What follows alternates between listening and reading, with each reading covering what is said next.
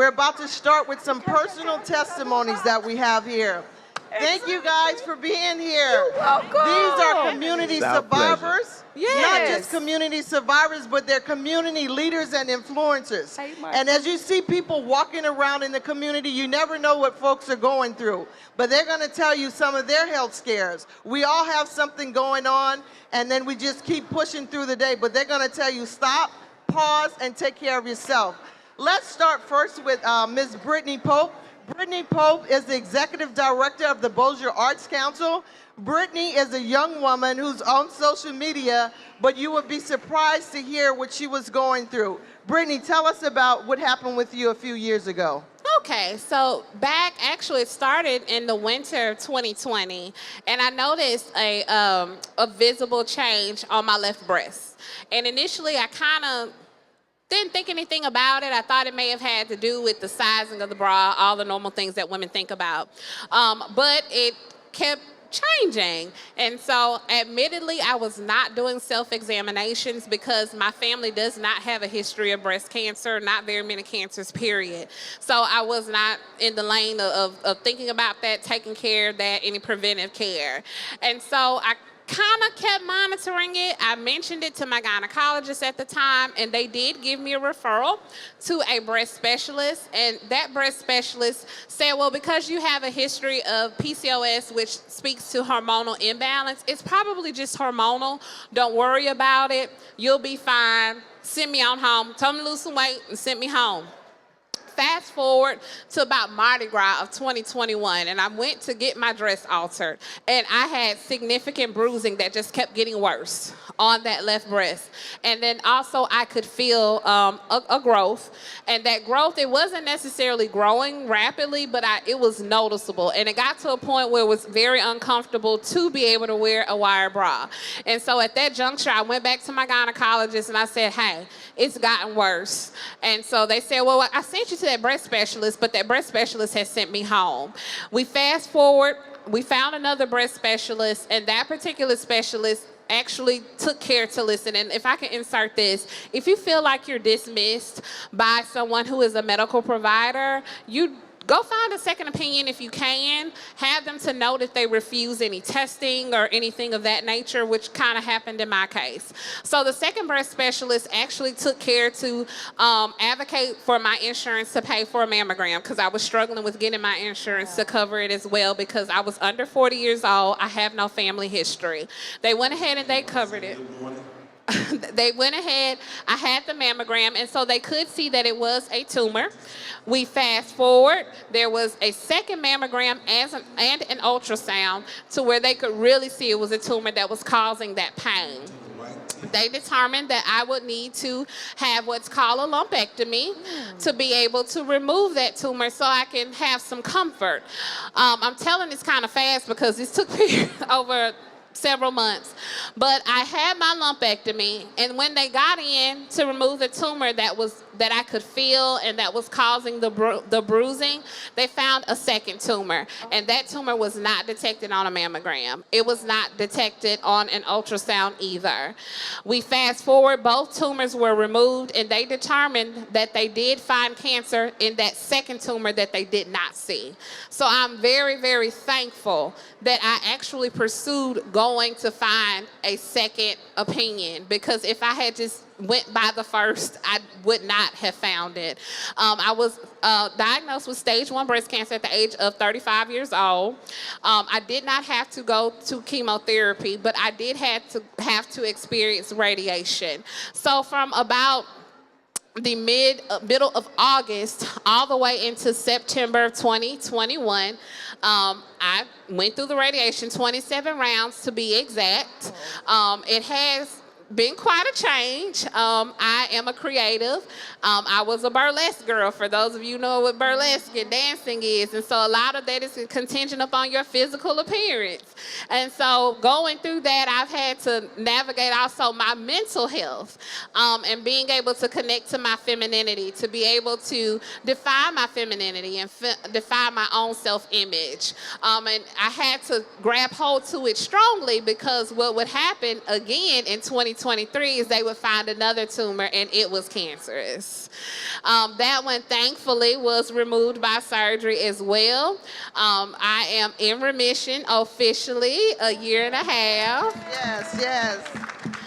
And so when people ask, what have you done differently? Of course, I try to follow the medical advice as close as possible. However, I did seek holistic avenues to take that have been fruitful for me.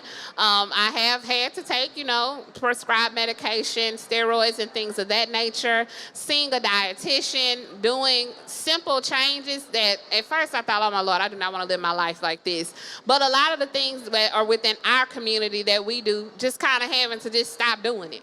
I don't eat till after 12 o'clock, 12 to 8. Just little things, having to cut back on my alcohol intake.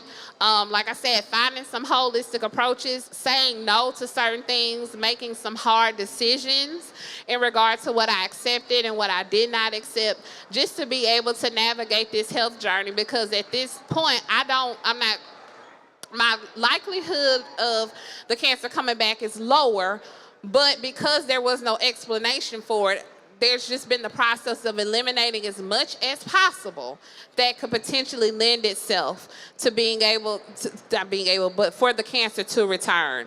And so the biggest things I preach to people now, and this is not just women, because a lot of people don't know, men, of course, can be diagnosed with breast cancer as well.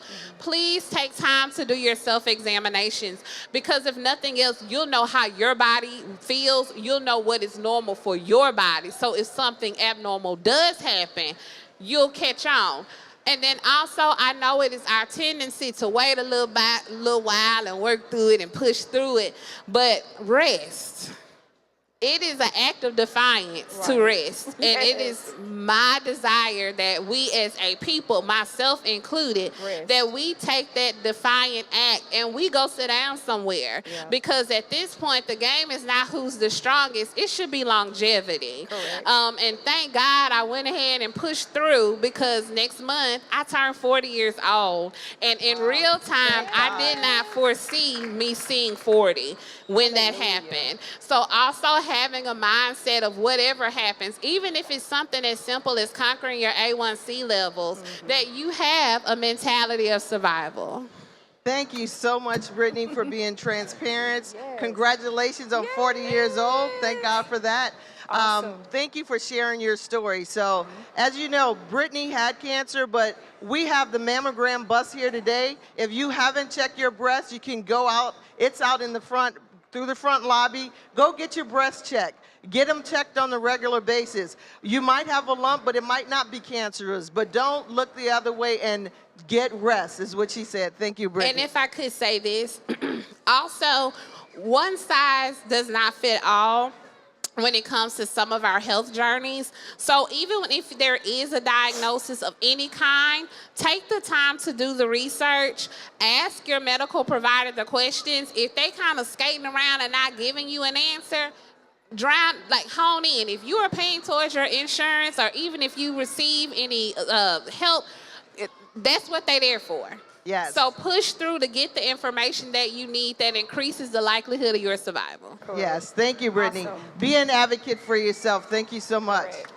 Next, we're going to ask Chairwoman Tabitha Taylor. You guys know how passionate she is about community, so you can only imagine how passionate she is about her child. Tell us, Chairwoman, what it was like as a mother. Everybody, a lot of people in this room probably already know Big Cheese, affectionately known as Big Cheese, but Dominique, she was public with us to share the stories that she went through with autism. Tell us what that was like as a young mother, and what were the signs you saw? Good afternoon. In 1994, I had the best news of my life, is that I was pregnant. And so becoming a mother was just astonishing to me. Had my son in 1995. My son developed normally, reached every milestone. I always get emotional when I tell this story. He reached every milestone. And then one day, all of my son's speech went away. It just went away. He stopped looking at me. He stopped talking to me. And I was like, what is going on with my child? My child was 2 years old. I went to the doctor. They could not tell me what was going on. I went and I had a CAT scan. They told me that there was nothing wrong with the speech part of his brain, and I was just actually perplexed. I went in and I promise you, I grieved. I grieved like no tomorrow because nobody could tell me what was wrong with my son. So I was looking in a book and I saw something from the Molly Webb Center. And they talked about being hearing impaired and all of these things like this. So I decided to go and get his hearing checked. His hearing was fine, but then the speech therapist said, I need to do some other tests. And so, long story short, they diagnosed my son with pervasive developmental disorder, which was a form of autism. And so in my mind, autism was like Rain Man, really severe, head banging, all of this right here. That wasn't the case with my son. My son just stopped talking. And so the forecast that they gave me was so bleak. And when I tell you all that there weren't any resources, all of the resources were limited. There was no insurance for autism. If you wanted speech or occupational therapy, it was $30,000 to $60,000 a year to get therapy. And at this time, what you began to see was a trend. It was a trend of children being diagnosed with autism, especially African-American boys. And so that went from 1 in 10,000 to 1976 to 1 in 155 in 96, then to 1 in 150, then to 1 in 96, then 1 in 88, and today it's 1 in 31. So what did I do as a mother?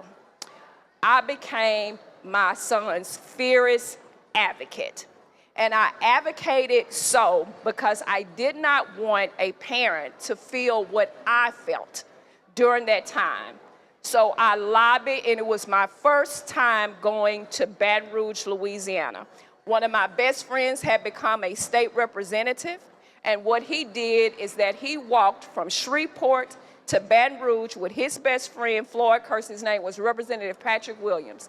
And they walked from Shreveport to Baton Rouge to raise awareness of autism spectrum disorder. And they did this for 4 years. People thought I was crazy. They thought we were crazy. But let me tell you what happened as a result of that. Louisiana became the first state to cover autism. As a result of that, became the first state. You know, they say we last and everything, but we became the first state to cover autism because families were going bankrupt. They were taking out second mortgages. They were trying to establish, whatever type of funds that they had. And then there were also institutions that were taking advantage of parents, with different types of procedures that they said that they could normalize their children. Also, our fight became in the school system. Caddo Parish and at Turner was the first classroom to actually have a sensory room because it is the big mouth girl from the Cooper Road. I wouldn't let it go. But I wanted you all not to let it. If you had a child with diagnosed with autism, I did not want you to experience what I had to go through because it was a very lonely experience. It was a very, as you say, it played on your mental health, it played on mine because parents who receive this diagnosis go through a real grieving period because they think, what did they do wrong? What am I doing wrong? And what's not here? So as all of this was happening, everything began to change. When my son entered high school, this is like one of the funniest moments when people say they recognize me from television. When my son went to high school, I walked in his classroom, and the classroom was not set up for autism. It was chicken bones, it was this, it was this, it was this. And so it was myself and 2 other parents, and we knew how, how Caddo does this hop on the bus? We knew that every elected official, every principal was going to be on that bus. And so when they reached Huntington, I said, hey, over here, over here. I brought them to the classroom, allowed them to see what they had set up for our children. And I want you all to know that in less than 12 hours, they changed every special needs classroom. Because that's what happens when you begin to advocate and they know that parents aren't playing. I don't think we have those problems anymore. My arm was in a sling because I had surgery. I had on a headscarf. You know, that, baby, I was looking straight like I was ready to tackle somebody for real. But that was my baby. And listen, what we need for our children, you are your children's greatest advocate. But now when it comes to autism, guess what you don't have to worry about? You don't have to worry about insurance. You don't have to worry about resources. If you have a child between 0 and 3, I would tell you now to take advantage of the free speech therapy that they have. Ochsner, LSU, they have a program. You have other programs that insurance will cover. And that is major. That is major because with a diagnosis now of 1 and 31, that means that somebody in this place right now has autism. Somebody in your family, I cannot tell you the number of grandmothers, the number of mothers, the number of fathers that come up to me to ask me about autism. Now it is literally a household name. But I just wanted to share with you this journey of getting there. So y'all don't have to worry about that no more. We took care of all of that. Thank you so much, Chairwoman, for being the forerunner for so many families. Let's give it up for Chairwoman Council Taylor. Okay. I want to introduce to you Mr. Orville Hall, who we are so excited to have in our community. He is the growth advisor for G Unit and 50 Cents. And before Mr. Jackson came, he was pushing new ideas in Shreveport years before that. Yes. But I was having a conversation with him at the hospital, and he was telling us how he was minding his own business going down the highway and was hit with high blood pressure and what it can do to you. Why don't you take us on that journey, Mr. Hall? Well, good morning, everybody. Good morning. Thanks for coming out. I'm Orville Hall, and as Africa said, Curtis 50 Cent Jackson, who just left yesterday. He was in Shreveport. We're really doing some great things here and that you'll see soon. But, you know, when I was asked to speak here at a health fair or convention, and somebody said to me, what are you going to talk about? Like, you're helping to build buildings and bring things. And, you know, what led me to have the time to do this work was because I'm an entrepreneur, right? And entrepreneur is like code work for broke sometimes, right? Yes, it is. Broke sometimes without health insurance, Correct. sometimes, Yeah. right? And so, yeah, because I had such a vision, and I always say when I talk, this is God's plan, I'm just executing it, right? But what I didn't want to happen is to be able, that if I had to spend a day working on this project, that I had to go to work and I wouldn't be able to do the proper time or give the proper time to this plan. So I stayed an entrepreneur and was without health insurance for a very long time. And during that time, this eye started getting a little blurry, but you know, I just rolled right through it, literally. Just maybe it's, you know, age and time, your vision starts fading a little bit. So I just sort of chalked it up as natural. I was riding to Atlanta one weekend, and as I got into Atlanta, my vision really got blurry. I got a severe headache. And I remember my brother saying to me that he used to check his blood pressure at Walmart. And I used to laugh at him and tell him, like, why would you check your blood pressure at Walmart? Why? But he was an entrepreneur too, so probably experienced the same downtime. So as I rode into Atlanta, before I even I was going to visit my brother, and before I even got to his house, I said, let me get off the highway and go to a Walmart and check my blood pressure, because I heard your blood pressure could make your your vision blurry and give you the headache. So when I went to the Walmart and I put my arm in it, my blood pressure was 215 over 195, right? And again, not knowing, I know it's like supposed to be 120 over 80, right? I know that, but you hear it and you move past it. And that instantly made me say, you know what, let me go to an urgent care. Let me go to an urgent care. So, like I said, drove from Shreveport to Atlanta. Now I'm in Atlanta, and I went to an urgent care downtown Atlanta. And when they checked my blood pressure, they verified, yeah, that's their blood pressure. That's what. So I chalked that up as why my vision was blurry. But they at the time said, well, here in Atlanta, all we can do is give you a few pills, blood pressure pills, but you'll have to go back to Shreveport because it's going to have to be maintained. You'll have to see a primary doctor and have it maintained. So I said, okay. So again, as an entrepreneur, you know, sometimes how I tell people I got through this journey is God, right? I use God as my anchor. And, you know, the Bible talks about storms and fights. You know, I just felt like that God was my anchor and I'll get through it.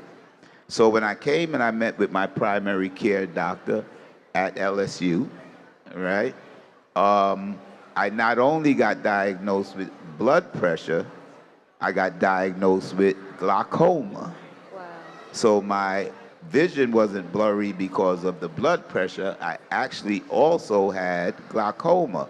So like many of us, again, I say entrepreneur, code word for sometimes no health insurance. And many of us sometimes that's when it starts happening. You know, we start getting sick or feeling like we're not well, but without health insurance, how do we get the treatment we need? So not only did I get diagnosed at the same time with blood pressure, they said you have to maintain that. Glaucoma, they said there's no cure for it. Then I got diagnosed with tinnitus, ringing in my ears. So it's like all of these things compounding on themselves because I had no health insurance. So like I said, God is my anchor, and thank God I was in the music business, so I get royalties, and Drake sampled my record. And all of a sudden, I was a entrepreneur that was making some money. Right? So the first thing I did was Got me some health get health insurance, and I went to LSU, and they gave me the blood pressure medicine to start with. I went to Lux Eye. Well, what I did was I got health insurance that made sure Lux Eye specialist was on it, so at least I can get my glaucoma checked. The tinnitus, they was like, you just got to get used to it, right? It's going to ring in your ear, but sooner or later you'll get used to it. And I say, so I started this by saying how helping to build buildings, helping to bring jobs, helping to bring hope back to the city relates to healthcare. Well, what happens is I relate it to fighting, right? The Bible talks about storms, and storms are fight, right? So if somebody is in a fight, right, they're living in a house that is not up to standards, which we see many of them as we drive through Shreveport. There's people that don't have jobs, right? How do they have the mental capacity you both spoke about to battle sickness, right? If you're not making enough money and you can't get health care, how do you get the proper care you need? So and again, even like I said, God is my anchor. You know, when I go through things, it keeps me focused from just sort of floating away in mental, I would say, just despair, right? How does anybody even find their way to God when they're in a fight, right? You know, when you're in a physical fight, while you're fighting, it's very hard to hope you don't get hit again, right? While you fight, you're gonna get punched in your face, punched in your stomach, right? The only way to know you won't get hit again is to stop the fight, right? Once you stop the fight, then you can pretty much know you won't get hit because you're not fighting. So my job here in Shreveport is to help people here stop the fight, right? Get better jobs so they could have peace of mind. Get better homes. We're working on ways to have what they call low to moderate income families, which is not poor. That's Walmart, that's Target, that's CVS, that's bartenders, that's managers at McDonald's, right? But we have to find housing that comes down to that salary range. So we're using Curtis Jackson, 50 Cent as leverage. We are working in untying a lot of these things that they said they couldn't untie prior to this with help of counselor Tabitha Taylor, right? And that's what I want to try to do. That's how what I do relates to health care. If I can help people stop fighting so hard, right? They can find ways to get health insurance, right? They can find ways to find God, right? Because sometimes once you find him and then you know you have that anchor, you have the peace of mind to take care of yourself. You know what I'm saying? So now I don't have blood pressure anymore. I wake up every morning. They gave me blood pressure pills, and they really walked me through it. But I researched, like Brittany said, I researched. So I wake up in the morning, I drink tea with turmeric, cayenne pepper, garlic, ginger, all of that, lemon juice, honey. So that's my tea in the morning. I do a half an hour workout every day, right? And I made my workout to where if I don't work out, my brain tells me you're lazy. It's only 15 minutes. Go work out. So don't make a workout for yourself that hurts yourself every morning. Little 15 minutes, get your heart rate up to, I say about 134 BPMs a day so that your blood keeps moving, right? And then I read my Bible and I find some peace, mental health, right? So again, I think I was trying to answer the question of where what I'm doing with Curtis helps healthcare. I'm trying to help the great people of Shreveport and then others that are close by stop fighting so hard for their day-to-day life so that at some point you can concentrate on your health. So that's my journey. Thank you so much, Mr. Hall. And let's give it up for him not having high blood pressure anymore. Yes. It's interesting that he talked about he went to the doctor for one thing. So it's important to go and check yourself out, and he found out about 3 other things. Go, make yourself a priority, and a lot of the things he talked about with housing are the social determinants of health. If we can take other things off of people's plates and minds, then they can focus more on their health care and be more present in their lives. He kept bringing up the Lord, so he had me thinking about my anchor holds and grips the solid rock. All of these folks up here are people of faith. I just want to go around one more time. Brittany, can you tell us how faith played a role in your healing and art? Okay, on the faith component, I was raised in a family of faith, so that was number one. It's like you ain't got no choice but to believe. But it's important, and I say this because making sure to surround yourself when you're experiencing these things.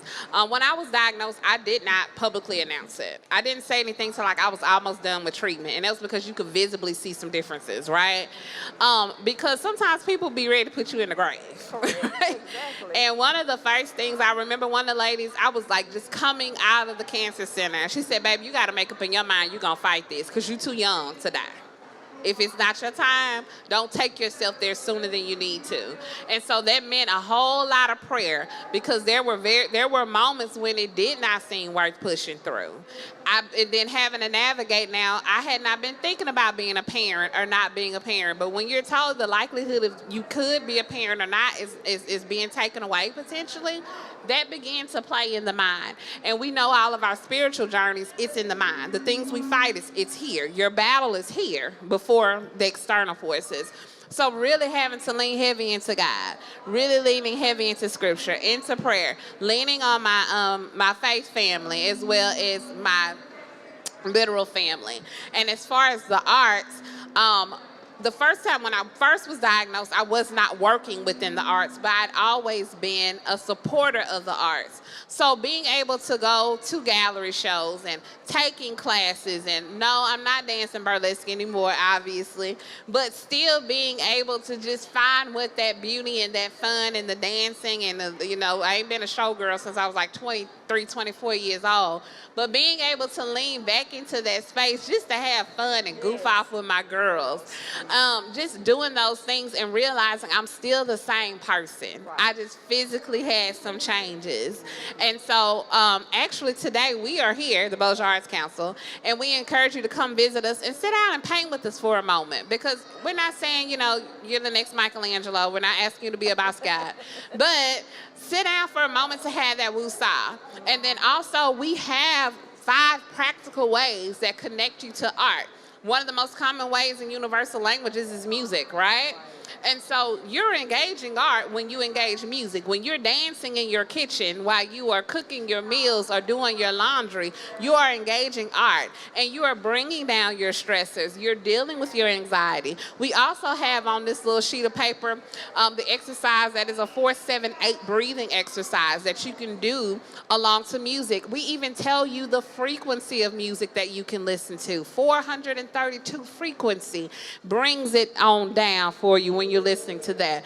And if financial barriers, YouTube, tons of 432 frequency sounds that you can listen to, as well as how to find materials at your local dollar store, or just to take old newspaper. There's so much that we can do to connect. And I never thought about it until I had to lean into it. Right. But finding your anchor within your faith journey, finding your circle, making sure you surround yourselves with people who believe equally and higher than you, because there's no harm in someone who's believing higher, so you can aspire to grow, and then also leaning into the art forward. Very good. Thank you so much. Thank you. Chairwoman, I know in whom you believe. We've worshiped and prayed together. Yes, Talk Lord. about faith and how that keeps you. You have so many passions and everybody's pulling on you. But again, we know Dominique is the number one. Dominique is it. How do you do it? Let me tell you, when I had to go through my son's diagnosis, God and I had some real candid conversations, because I was like, dude, I am so mad at you. Because I have to go through this. I don't know what this is. How am I supposed to maneuver this? But what it did for me is that it gave me a level of unfathomable courage. Courage to be able to speak. And he said, I chose you because I know you won't be quiet.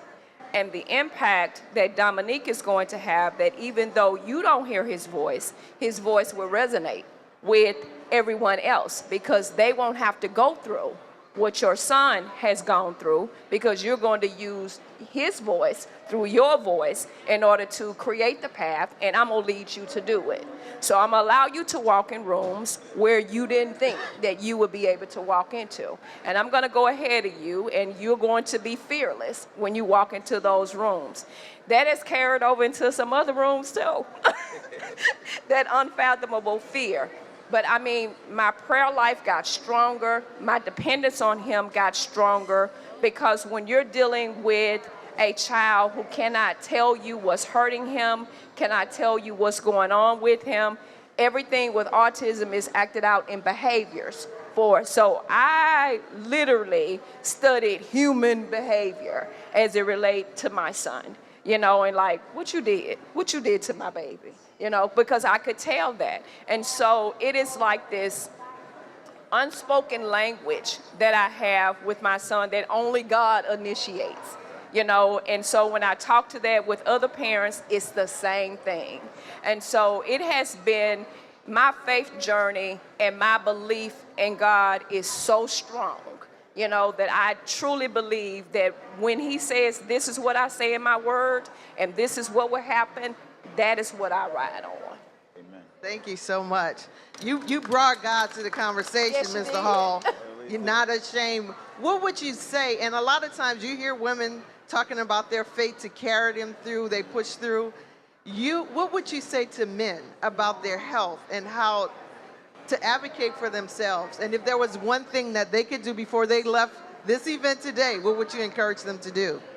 I mean, just one of the things God taught me is that we don't talk to ourselves. Right? We're communicated to. So if there's things you're feeling, it's probably something to look at. Right? So think about it. For me, it was patience and belief.